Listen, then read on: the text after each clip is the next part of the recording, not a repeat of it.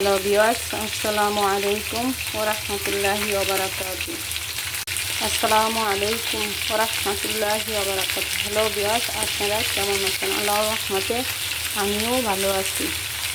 আমি এখন কাতল মাছ রান্না করব, ভাজতেছি।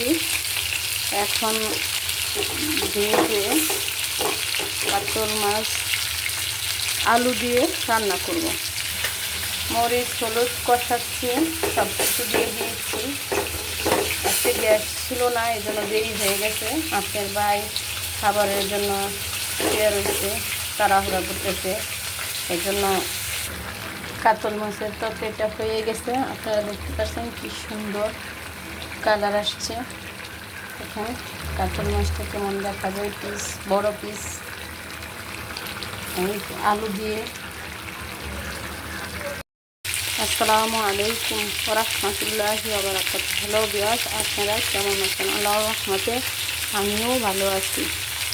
আমি এখন কাতল মাছ রান্না করব, ভাজতেছি। এখন ভেজে কাতল মাছ আলু দিয়ে রান্না করব। মরিচ হলুদ কষাচ্ছি, সব কিছু দিয়ে দিয়েছি। আজকে গ্যাস ছিল না, এই জন্য দেরি হয়ে গেছে।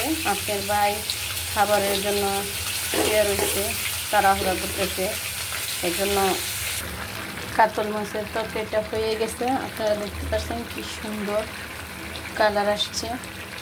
এখন কাতল মাছটা কেমন দেখা যায়, পিস বড় পিস।